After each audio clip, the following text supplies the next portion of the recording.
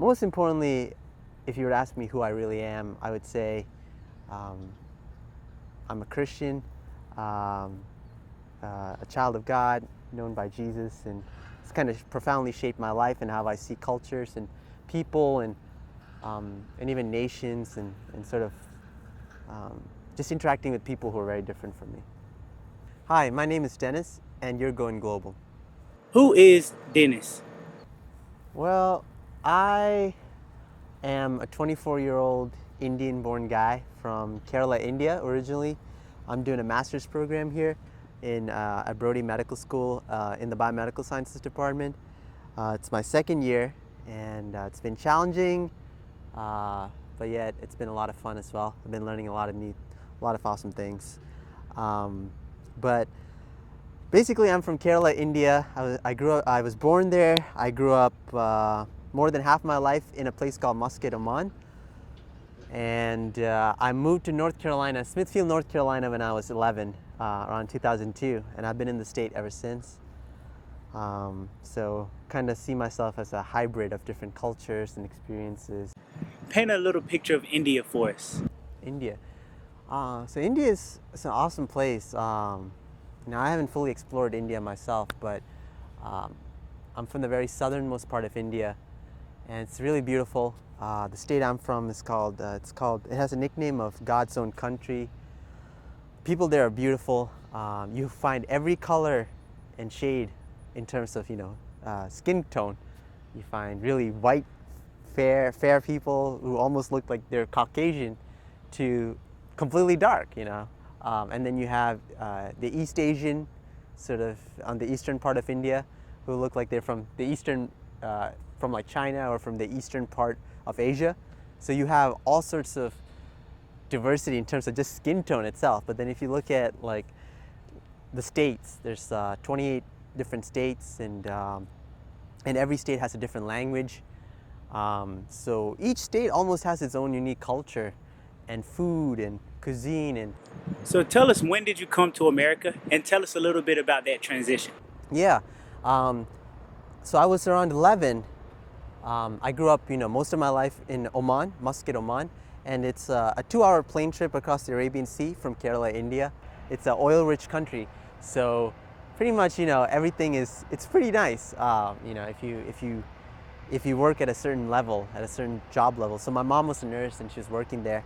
But for a lot of other expatriates or people from like from other countries who perhaps don't have like the educational level or not at a certain, I guess, demographic level, for them life can be really really tough. Especially construction workers. They work extremely hard and they're kind of under the authority of like their Arab employers, and so they don't really have a lot of freedom that sort of my parents kind of had. The only downside is you're never considered a citizen of that country.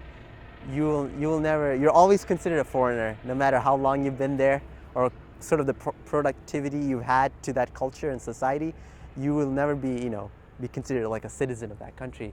And so when my parents were thinking about further education for my brother and I, they were thinking of either going back to India, but then they decided the U.S. had a lot of opportunity, and there was a lot of need for nurses, and my mom was a nurse, and so I guess they prayed about it and decided to make a transition to come to this country. So it was really I guess a time of change, a time for just exploring new worlds, new challenges, and so we got to North Carolina, and it's been a journey ever since then.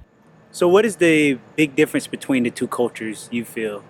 Well, let me first start saying by saying having grown up in an Indian background, you're exposed to lots of religious backgrounds and even cultural mindsets, and so I grew up with a lot of Hindu friends, even Muslim friends, in the Middle East, because I went to an Indian private school there, and so you had a little spectrum of parts of India, North India, South India.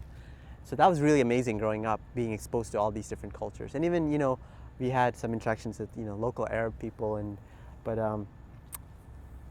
after coming here, the biggest I guess difference is noticing that, especially moving to a small country town like Smithfield, um, we were like the only Indian kids and Indian people in that town for I guess for at least when I was going to middle school, I was the only Indian kid in my school, so it felt really kind of weird being the odd kid out, from my culture. But what I realized was, there's so many different cultures represented, like the Mexican Hispanic culture, the African American culture, and obviously the Southern, white Caucasian culture. That's a culture of its own. So these are all cultures, and cultures are formed by people, right? And people have their own stories. And so what I realized when I got to middle school was, sure, like, people might look different from me, and their understanding and their views and their worldviews and mindsets might be different, but in reality, there are a lot of common themes within people, and in terms of, kind of the things that I guess they think about a lot, they dream about, their fears, their worries. At the common human level, it's almost the same. What would you tell someone from another country who wants to come to America to pursue their dreams? So I would just challenge them to really, first of all, to seek God, first of all, because without that, everything else is kind of secondary.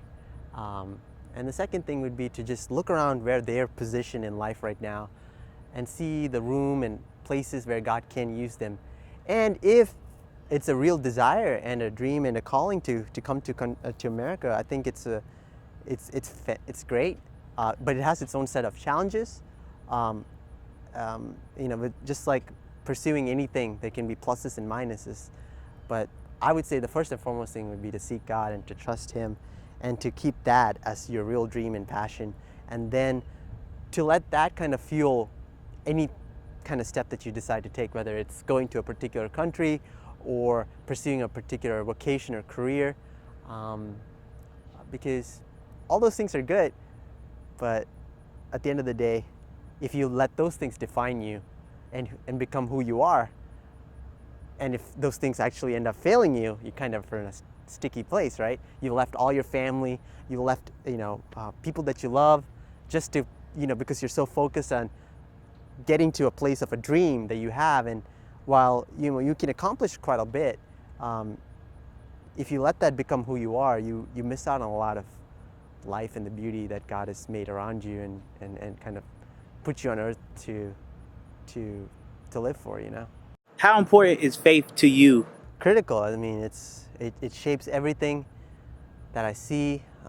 It's who I am, and Jesus has really changed my life in ways that I don't have the time to go into in this video. But in terms of even just looking at culture and even background, I used to have a lot of pride to say, oh, like, I'm Indian to my American friends, and when I'm in India, I have a lot of pride saying, oh, I'm an American citizen, like I'm from the US. I have a lot of pride, right, in these different contexts. But the way, since God has brought me into His kingdom and as a child of God, I really am taking a lot of pride in saying my home is not really India or the US, it's the kingdom of heaven.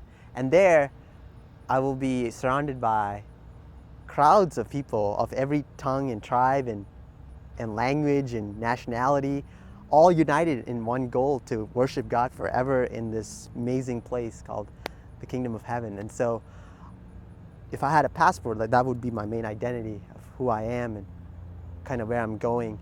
And that kind of propels me and really challenges me to just reach out to people that I'm not comfortable maybe interacting with. People who are very different from me. Just learning to listen and to build relationships and to really love people. Make sure you know the true importance of life, like not materialistic or goals. Goals are amazing, but at the end of the day, they can fail you. You got to realize, really think about what is important. That's family, that's the relationships you have, that's the main thing, relationship you have with God, because at the end of the day, that's the only thing. Even family can fail you. That's the only thing that truly can fail you. So that's good. I like that.